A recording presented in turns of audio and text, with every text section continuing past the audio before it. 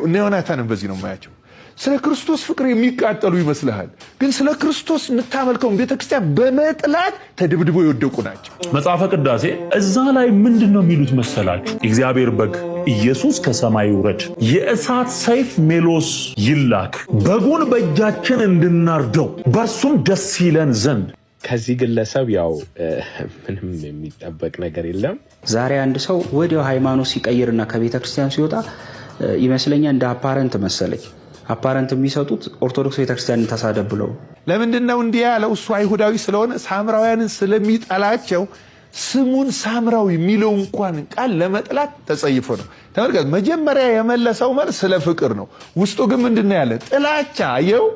አየው እነዚህ ፈሪሳውያን የሚባሉት እና አንዳንዴ መጽሐፍ ቅዱስን ይጠቅሱልህና የሆነ ነገር ያመጡላ፣ ውስጡ ግን ጥላቻ አለበት። እኔ ግን እነዚህ ሰዎች እንዴት እንደማያቸው ታውቂያለሽ? የሚዲያ ላይ ቤተክርስቲያንንና ክርስትናን ሲሳደቡ የሚውሉ ሰዎች በየመጸዳጃ ቤቱ በየትምህርት ቤት ግንብ ውስጥ ነውረኛ ስድብን ጽፈው የሚሄዱ አልነበሩ? በየላይብረሪ እነሱ ሰዎች ናቸው ዛሬ በነገራችን ላይ እጃቸው ላይ ሚዲያ ገብቶ አሁን ፖስት የሚያደርጉት። አቤቱ ደግሰው አልቋልና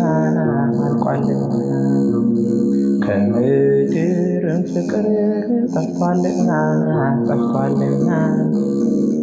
ምንድን ነው የምትሉት ስትቀድሱ? መጽሐፈ ቅዳሴ በእያንዳንዱ ጸሎተ ፈትቶ ላይ እኔ የምለውን አሁን እነሱ ያውቃሉ። ምናልባት እዚህ ውስጥ ያላችሁ ሰዎች ላታውቁ ትችላላችሁ። ቄስ ሆኜ ስቀድስ ስለኖርኩኝ እኔ ስለማውቀው ነው። እዛ ላይ ምንድን ነው የሚሉት መሰላችሁ?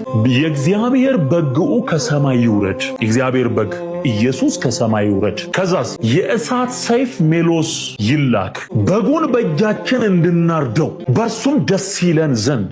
አሁን በጊንጣ በዚህ መሰዊያ ላይ ይጋደም እንድናርደው። ትዝታው እንደምታውቁትኝ በፕሮቴስታንቱ ዓለም ውስጥ የኢትዮጵያ ኦርቶዶክስ ተዋሕዶ ቤተክርስቲያንን አያውቋቱም በማለት የማይሆን ነገርና የውሸት ድራማና የውሸት ትርክቱን እየፈጠረ የፕሮቴስታንቱን ዓለም ያሉ እህት ወንድሞቻችንን የሚያደናግር ሰው ነው። የፕሮቴስታንት እህት ወንድሞቼ ትዝታው ያለውን ነገር እስቲ መጽሐፉን ከፍተን ነው ስክሪናችን ላይ ለመመልከት ሞክሩ። ትዝታው ለማጭበርበር የሞከረበት የቅዳሴ ክፍላችን ይሄ ነው። እንግዲህ በጉ ይውረድ ወይንበር ዲበዝንቱ ማዕደ ክህነት ዘስሩ በቅድሜ ሊተለገብርከ፣ በፊቴ ተዘጋጅቶ ባለ በማገለግልበት በዚህ በህብስቱ በወይኑ ይደርበት። ወይትፌኖ ሜሎስ ሰይፈ እሳት መደንግጽ፣ የሚያስደነግጽ መንፈስ ቅዱስ ይውረድ። ለምንድን ነው የሚወርደው? በዚህ በህብስቱ በወይኑ ላይ ይገለጽ ያብራ። ለምን ይህንን የሚለው ደግሞ ይኸው ከታች ደግሞ ይጽፋል፣ ይህን ህብስት ወይኑን ያከብረው ይለውጠው ዘንድ። ይህ ሁሉ ግን ለምንድን ነው የሚያስፈልገው? መንፈስ ቅዱስ ከሰማየ ሰማያት ወርዶ ህብስቱን ወይኑን ለምንድን ነው የሚያከብረው የሚለውጠው ደግሞ ካለን ደግሞ እዛው መጽሐፉ ላይ ደግሞ እንደዚህ ይላል፣ ከኛ ወገን ለአንዱ ስጋውን በተቀበለ ጊዜ ስጋውን ብቻ የተቀበለ አይምሰለው። ዘልመለ ደም ወምስለ መንፈስ፣ ደም የሌለበት መለኮት ያልተዋሃደው አይምሰለው። የምንቀበለው ስጋና ደም ስጋው መለኮት የተዋሃደው ስጋ፣ ደሙ መለኮት የተዋሃደው ደም ነው። መጽሐፋችን እዛው ላይ ይገልጻል እንጂ ከሰማየ ሰማያት ዛሬም እየወረደ የሚሰዋ የሚታረድ በግ አለ ብላ ቤተክርስቲያን አትልም። ባይሆን ግን እኔ ትዝታውን አንድ ጥያቄ ልጠይቀው። ሁላችሁም ሜንሽን አድርጉት፣ ሼር አድርጉለት ይህን ቪዲዮ።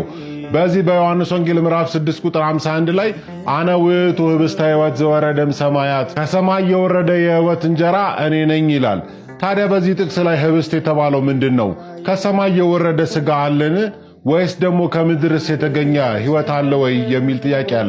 ከዚህ ግለሰብ ያው ምንም የሚጠበቅ ነገር የለም። ግን ሰሞኑን አንድ ክሊፕ አይቼ ነበረ ስለ ታቦት የሰጠው መልስና በጣም ገርሞኝ ነበርና የገረመኝን ነገር ልንገራችሁ። ያው በ19ኛው ክፍለ ዘመን ብሪቲሽ ወደ መቅደላ ገብተው ንዋያተ ቅድሳት፣ የብራና መጻሕፍት፣ የተለያዩ ቅርጻ ቅርሶች ከኢትዮጵያ እንደወሰዱ እንደዘረፉ ይታወቃል። ከዛ መሃል ደግሞ 11 ታቦታት ወስደዋል። 11 ታቦታት ወስደዋል። በጣም የሚገርመው ነገር ምንድነው እንግዲህ 157 ዓመት ምናምን ይሆነዋል መቅደላ ከገቡ። ይሄን ሁሉ ዓመታት ለምሳሌ ብራና መጽሐፍቱ፣ ንዋያተ ቅድሳቱ፣ የተለያዩ ነገሮች የወሰዱት በየሙዚየሙ ተመራማሪዎች እንዲያዩት ተብሎ በየዩኒቨርሲቲው ገብተዋል። እነዚህ ግን ታቦታት ክብር ያስፈልጋቸዋል። ክብር ያስፈልጋቸዋል ብለው ማንም ሰው እንዳይነካው ማንም ሰው እንዳያየው የሆነ ስፔሻል ስቶሬጅ ውስጥ አስቀምጠው እስከዛሬ ድረስ ቁጭ ብለዋል። የተለያዩ ተማራማሪዎች በተለይ ውጭ ሀገር ያሉ ታቦቱን እንመልከት እንንካው ሲሉ የለም ይሄ ክብር ያስፈልገዋል ብለው ብሪቲሾች እስካሁን ድረስ በክብር አስቀምጠውታል። አሁን እንግዲህ ይሄ ግለሰብ ማለት ነው የውጭ ጠላት እንግዲህ ብሪቲሽ ጠላታቸው አገር ውስጥ መተው ይህንን ሁሉ ነገር ሰርቀው ወስደው እነሱ ያልሰሩትን ስራ እየሰራ ነው ማለት ነው። በክብር ያስቀመጡትን ታቦት እሱ እያዋረደ ነውና አንዳንድ ጊዜ በጣም ይገርመኛል። የውጭ ጠላት የማይሰራውን እኛ እየሰራን ነው። በነገራችን ላይ እንደው ለሁላችንም ትምህርት እንዲሆን እነዚህ ብራና መጽሐፍት በተለይ እንግዲህ ሪሰርች ውስጥ ካላችሁ መቅደላ ኮሌክሽንስ ብላችሁ ስትገቡ በጣም ልዩ የሆኑ ስፔሻል የሆኑ ብራና መጽሐፍት ናቸውና ለምን እነዚህ ሁሉ መቅደላ ውስጥ ነበሩ ስንል አፄ ቴዎድሮስ አንድ ትልቅ ራዕይ ነበራቸው። ምንድነው ራዕያቸው? ለሀገሩ የሚሆን የሚጠቅም ትልቅ ላይብረሪ የመስራት እቅድ ነበራቸው። ለዛ ነው የተለያዩ ቅርጻ ቅርሶቹ ንዋያተ ቅድሳቱ ሁሉም ነገር መቅደላ ውስጥ ቁጭ ያሉት እና እንግዲህ የዛሬ 150 ዓመት በዛ ቪዥን የሚሰሩ አባቶች ነበሩ ማለት ነው። ከ150 ምናምን ዓመት በኋላ ኢንተርኔት ባለበት ሰለጠንም በምንልበት ጊዜ እንዲህ አይነት የወረደ አይነት ንግግር ስሰማ ገረመኝ። ግን ያው ከዚህ ሰው አንዴ ከወረደ ወረደ ነው። ግን ያለኝን ሐሳብ ሼር አድርጋችሁ ብዬ ነው። ዘይን አፍስሶ ቁስሎችን አሰረለት። በገዛያውን ጭኖ ወደ እንግዶች ማረፊያ ወሰደው፣ ጠበቀው። በማግስቱም 2 ዲናር አውጥቶ ለእንግዶች ማደሪያ ሰጠና ጠብቀው፣ ከዚህ በላይ የምትከስረው ቢኖር እኔ ስመለስ እከፍልሃለሁ ብሎት ሄደ። ከነዚህ ከሶስቱ ለዚህ ሰው ባልንጀራው ማን ይመስልሃል ብሎ ክርስቶስ ሕግ አዋቂውን ጠየቀው። ካህን ወረደ፣ ሌዋዊ ወረደ፣ ሳምራዊ ሲሄድ አይቶት መጣ ነው የሚለው። መልሱ ግልጽ ነው፣ ሳምራዊው ነው አይደለም። ሰውየው ግን ምን እንዳለ ታውቃለህ? ሳምራዊው አላለም። ምን አለ? ምህረት ያደረገለታል። ለምንድነው እንዲህ ያለው? እሱ አይሁዳዊ ስለሆነ ሳምራውያንን ስለሚጠላቸው ስሙን ሳምራዊ የሚለው እንኳን ቃል ለመጥላት ተጸይፎ ነው። ተመልከት፣ መጀመሪያ የመለሰው መልስ ስለ ፍቅር ነው። ውስጡ ግን ምንድነው ያለ? ጥላቻ። አየው እነዚህ ፈሪሳውያን የሚባሉት እና አንዳንዴ መጽሐፍ ቅዱስን ይጠቅሱልህና የሆነ ነገር ያመጡልህ፣ ውስጡ ግን ጥላቻ አለበት። ክርስቶስ ያን ታሪክ በሳምራውያን ውስጥ የነገረው ውስጥ ጥላቻ አለ። አሁን ተመልከት፣ ተደብድቦ ወደቀ ነው ያለው። ተደብድቦ ወደቀ ማን ነው ብትለው ይሄ ሕግ አዋቂ ነው ራሱ። አየው ስለ ፍቅር ነው የሚናገረው፣ ግን በጥላቻ የተደበደበ ነው። እነ ዮናታንን በዚህ ነው የማያቸው። ስለ ክርስቶስ ፍቅር የሚቃጠሉ ይመስልሃል፣ ግን ስለ ክርስቶስ የምታመልከውን ቤተክርስቲያን በመጥላት ተደብድቦ የወደቁ ናቸው። እያቸው ፕሩቭ ማድረግ የፈለጉት ኦርቶዶክስ ጣዖት አምላኪ መሆኗን ነው። በምን ያድርገው? በጥላቻና ከጣዖት አምላኪነት አልወጣችም ለማለት ጥላቻውን የሚያሳይለት ይሄ ቶም ኒኮላይ የሚባል አሜሪካዊ ሳይንቲስት እንዲህ ይላል። አንዳንድ ሰዎች በአእምሯቸው ውስጥ ያለ የማይለቅ አድሎ በያዝድነስ አላቸው ይላል። ከዛ ያን በያዝድነስ የሚደግፍ ማስረጃ ይፈልጋሉ ይላል። አያቸው እነ ዮናታን፣ እነዚህ ሰዎች እንደዚያ ነው አካሄዳቸው። በጥላቻ ሰይጣን ደብድቦ ጥሏቸዋል። እንግዲህ ተመልከት፣ የክርስቶስ ከሆንክ ማፍቀር ነው ያለብህ፣ ማዘን ነው ያለብህ። እኔ አሁን አዝንለታለሁ። ምን ያህል በጥላቻ ደብድቦ ቢጥለው ነው? ምን ያህል ቢያቆስላቸው ነው? እስኪ ያቸው የሚያረጓቸውን ተመልከት። የክርስቶስን ፍጡራን እነሱ አሁን ለሰው የሚያዝኑ ከሆነ አንዱ ሳር ግጡ ብሎ ያስግጣቸዋል።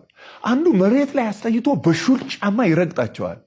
አንዱ አላረገዝንም የሚለው ፓንትሽን አውልቂ ብሎ ሲሄድ ደርድሮ ጸልይላችሁ ይላል። አያሳዝኑም? እነዚህ ሰዎች በእውነት ተክሌ አያሳዝኑም? አንዱ ላበቱን እንደዚህ ጠርጎ ጉረስ ይለዋል። እማይሏቸው የለም። እኔ እነዚህ ሰዎች ያሳዝኑኛል። ልንገርህ፣ በዚህ ሰው ተደብድቦ በወደቀው ምሳሌ ነው የማያቸው። ምን ለዚህ ነው መጽሐፍ ቅዱስ አሸክሟቸዋል። ልክ ሰይጣን ለክርስቶስ ጥቅስ እንደጠቀሰለት መላእክቱ ስላንተ ያዛል፣ እግርህ በእንቅፋት እንዳይሰናከል ድንጋዩን ያነሱልሃል ብሏል። ራስን ወደ ገደል ወርውር እንዳለው ማቴዎስ ወንጌል ምዕራፍ 4 ላይ ጥቅስ እየጠቀሱ ሰው ፈተና ውስጥ ይከቱታል። ይገርማል። ይህ ሰይጣን ጥቅስ አሳምሮ ነው የሚጠቅሰው። በነገራችን ላይ እነዚህን ሰዎች እኔ እንዴት አያቸው ላልከው ነው እማያቸው። ተደብድበው በጥላቻ ይገርማል በያዝ ድነሳቸውን ለማረጋገጥ ድክመታቸውን የሚደግፍ የሚመስል ለማግኘት ምክንያቱም ራሽናል ይሄ ምክንያታዊና ዕውቀት የሚፈልጉ ሰዎች ቢሆኑ ምን ማለት ነው ብለው ነው ከመጠየቅ የሚጀምሩት ማንኛውም ራሽናል ሰው የሚያደርገው ነው ምክንያታዊ ሰው ከነዚህ የወጡ ሰዎች ናቸው እነዚህን ሰዎች አሁን ይሄን የሚያደርገው እኔ ራሱ መልስ የምሰጥ እነሱን ለመርዳት ነው እነሱን ለመርዳት ምክንያቱም ጌታ ይላል ለዛ ለወደቀው ሰው ሳምራዊው ምን አደረገለት ነው የሚለው ዘይትና ወይን አደረገለት ነው የሚለው እና ዘይትና ወይን ሶስት ተመሳሳይ አገልግሎቶች አላቸው ምግብ ናቸው መድኃኒት ናቸው መስዋዕት ናቸው አራተኛ ዘይት መብራትነት ይጨምራል ስለዚህ መስጠት አለብህ ምግቡን መስጠት አለብህ መስዋዕቱን መስጠት አለብህ ለዚያ መድኃኒቱን መስጠት አለብህ መብራቱን ማብራት አለብህ እነዚህን ቴክስቶች መግለጽ አለብን ማብራት አለብን መንገር አለብን ቁስሎቻቸውን በጥላቻ የደረቁትን ማለዘብ አለብን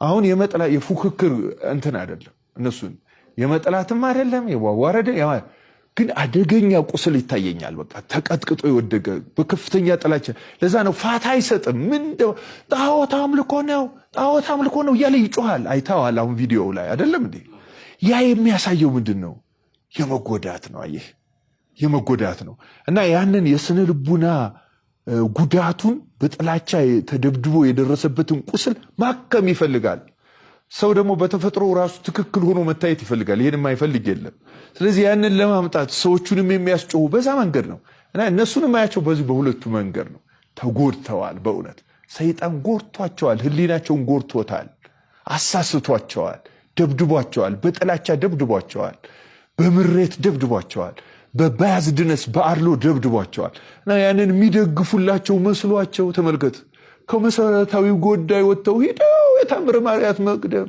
ከገድለ ተክናዩን ነገር አምጥተው የነሱ ፍላጎት ጋር ለማጣጣም ብዙ ሰዎች እንደዚህ ያደርጋሉ ቅዱስ ጳውሎስ የሐዋርያት ሥራ ምዕራፍ 13 ላይ እንደተጻፈው መኮንኑን ሊያሳምረው ሲያስተምር የሱ አማካሪ ሆኖ የሚያገለግል ሰይጣን የቅዱስ ጳውሎስን ቃል ያጣምማል ወደ ራሱ ፍላጎት ሰው እንደዚህ ያደርጋል በነገራችን ላይ አየ ለሁሉ ህዝብ እውነቱን ስትነግር ወንጌሉን ስትገልጥና አምልኮተ እግዚአብሔርን እየገለጥክ ስትሄድ መተው ደንግጠው የሚያጣመሙ ሰዎች አሉ ምክንያቱም ጥቅማቸው ይቀርባቸዋል ለዚያ ነው ቅዱስ ጳውሎስ የእግዚአብሔር መንገድ ለምን ታጣመማለህ ብሎ ገሰጸው እና እግዚአብሔር እንዲያደርግብሃል እውር ትሆናለህ አለው አሳወረው በዚያ ምክንያት በኋላ ደንግጦ መኮንኑ አመነ ይው ተክልዬ አሁን እንደዛ ይደረጋል እናደርጋለን ማለት አይደለም ግን የሚያሳይህ ነገር ምንድነው ሰዎች ምንም ያህል እውነት ብትነግር የሚያጣመማሉ ሌላው ቀርቶ እኮ የክርስቶስን ያጣመሙ ሰዎች አሉ ፈሪሳውያን አጣመዋልና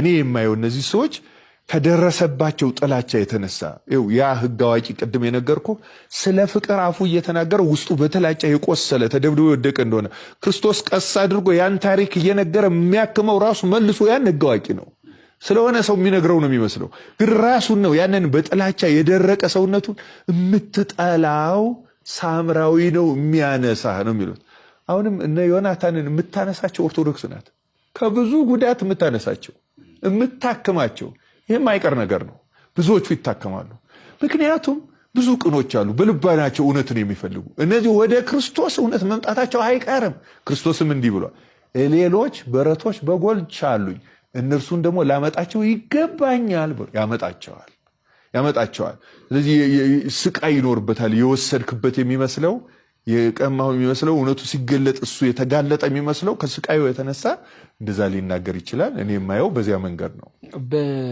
በዚህ መድረኩ ላይ በዛው ሲናገር የነበረው ታምረ ማርያምንም ቅድም ስላነሳው የተረዳበትን መንገድ በጣም ሩቅ ሄደ ሁሉ የዶክተር ዛኪርን አንስተ ስትገልጽልኝ ሁሉ ነበር እዛ ቦታ ላይ ጣዖት አምላኪ ናቸው ኢትዮጵያ አሁን ላለችበት ሰቆቃም አሁን ለገባችበት የጽልመት ህይወትም ተጠያቂዎቹ እነዚህ ጣዖት አምላኪዎቹ ናቸው ጣዖት ማምለክ ውጤቱ ይሄ ነው እኔ ስሙ ቅዱስ እሱ ንጉስ የሱ ተከታይ ነኝ በርቶልኛል ወደ በራውኑ ነው ሲል የነበረው ልክ ነው ይሄ የሚገርም ነው በነገራችን ላይ ተክልዬ የፕሮቴስታንት ኢትዮጵያ ከመጣ መቼም በታሪክ ዓለም ያውቀዋል እንዲያውም እኔ እሱ ማያውቅ ከሆነ የእሱ ፕሮቴስታንት ጸሐፊዎች ሪሰርቸሮች እነ ሳሙኤል ሮቢንሰን የጻፉት የስበን ሮቢንሰን እዚህ አዲስ አበባ ዩኒቨርሲቲ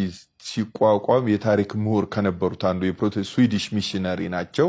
በዚያውም ሂስቶሪያን ናቸው። ሚሽነሪ ፋክተር የሚል አንድ የጥናቶች ስብስብ አለ። እነ ጌታቸው ኃይሌ እነዚህ አሁን ያልኩህ ሳሙኤል ሮቢንሰን እና አንድ ሌላ ስሙን የረሳው ሰው ኤዲት ያደረጉት አንድ ስብስብ አለ እና እነሱ ሲመጡ ቪዥን ነበራቸው የመጀመሪያዎቹ ሚሽነሩ። እንደውም ጌታቸው ኃይሌ መቅድሙ ላይ ይመስለኛል ኮት አድርገው አስቀምጠውታል። ምንድነው እንግሊዘኛው ቃል በቃል አሁን ላላስታውስ እችላለሁ። ነባሯን ቤተክርስቲያን አፍርሰን አዲስ ቤተክርስቲያን ስንተክል ይታየኛል ይላል። እና ቤተክርስቲያን መሆኗን ያውቃሉ፣ ግን ማፍረስ ይፈልጋሉ። ማፍረስና መተካት ይፈልጋሉ። ይሄ ሚሽነሪ ነው። ኢን ብላክ ኤንድ ዋይት እነሱ የጻፉት ነው። ይሄ እኛ የምንጽፈው እኛ ስለነሱ የምንናገረው አይደለም። እና ሚሽነሪ ፋክተሩ ብዙ ፖለቲካል ሳይድ አለው እንደዚህ ያለው እና አንተ እንደምትለው ለሀገሪቱ ተጠያቂ ናት እንደሚል እንዲያውም ኢትዮጵያ ማጥ የገባችው ፕሮቴስታንት ኢትዮጵያ ውስጥ ከገባ በኋላ ነው። በዚህ 60 ዓመት 70 ዓመት ውስጥ ነው። ተጠያቂ መሆን ካለባቸው እነሱ ናቸው መሆን ያለባቸው። ግን ሐሳቡን እንዳለ እንኳን ብንወስድለት የሚያመለክተው ትልቅ ነገር አለ። ያ የሚያመለክተው ትልቅ ነገር ምንድነው? ዓለም በአንድ ስርዓት መመራት አለባት። ምዕራባዊ በሆነ ፕሮቴስታንት መራሽ በሆነ ህግና ስርዓት መሄድ አለባት የሚል እንትን አለ። እንዲያውም ኢኮኖሚስት ራሱ ጠቅላይ ሚኒስትር አብይ ወደ ስልጣን እንደመጡ አንድ አርቲክል አውጥቶ ነበረ። when God wants Ethiopia to prosper he brought such evangelical leaders ምናምን ብሎ አውጥቶ ነበረ። ትዝ ይለኛል እኔ እና እነዚህ የብልጽግና ወንጌል የሚባለው እንደው ዝም ብሎ የብልጽግና ወንጌል ብቻ እንዳይመስል ምዕራቡ እንዳለ በእንደዚህ አይነት መንገድ ነው አገሮች መበልጸግ የሚችሉ የሚል የዓለም ስርዓትን በዚህ መንገድ መዘርጋት ይፈልጋል። ዛሬ አንድ ሰው ወዲያው ሃይማኖት ሲቀይርና ከቤተ ክርስቲያን ሲወጣ ይመስለኛል እንደ አፓረንት መሰለኝ። አፓረንት የሚሰጡት ኦርቶዶክስ ቤተክርስቲያንን ተሳደብ ብለው በቃ እዛ ሬጂስተር የምትደረጊው ኦርቶዶክስ ቤተክርስቲያን ስትሳደቢ ነው መሰለኝ። እዛ ያሉት ሰዎች ራሱን በጣም አፍራለሁ። እረፉ እንኳን አይሏቸውም እኮ አይደል? አንዳንዴ የቤትሽ ልጅ ጎረቤት ሲሳደብ መቅጣት ያለብሽ አንቺ ነው። ምክንያቱም የምትተሰደቢው አንቺ ነሽ። የገሌ ተሳዳቢ ልጅ ተብሎ አይደለ ስም ይጠፋል ያንቺ። ብዙ ጊዜ የምደነቀው በተለይ እዛ በቤተ ምንፍቅና ወይ በሌላ ሃይማኖት ተቋም ውስጥ ያሉት አካላት እዛ የኖሩት ያደጉት እንደው ሲሳደቡ አታይም። የራሳቸውን ሃይማኖት ይዘው በስርዓቱ ይቀጥላሉ። ትክክለኞቹ ከኛ የሚወጡት ናቸው እኛ እያስቸገሩን ያሉት በጣም ከኛ የሄዱት እና መጀመሪያ ስራ የሚጀምሩት መውጣታቸውን የሚነግሩን ሲሳደቡ እና በጣም የስድብ አፋቸው ይገርምኛል። እኔ ግን እነዚህ ሰዎች እንዴት እንደማያቸው ታውቂያለሽ? የሚዲያ ላይ ቤተክርስቲያንንና ክርስትናን ሲሳደቡ የሚውሉ ሰዎች ድሮ ካስታወሽ ትምህርት ቤት ውስጥ በየመጸዳጃ ቤቱ በየትምህርት ቤት ግንብ ውስጥ እንደው ነውረኛ ስድብን ጽፈው የሚሄዱ አልነበሩ? በየላይብረሪ ተደብቀው በእስክሪብቶ ጽፈው እነሱ ሰዎች ናቸው ዛሬ በነገራችን ላይ እጃቸው ላይ ሚዲያ ገብቶ አሁን ፖስት የሚያደርጉት።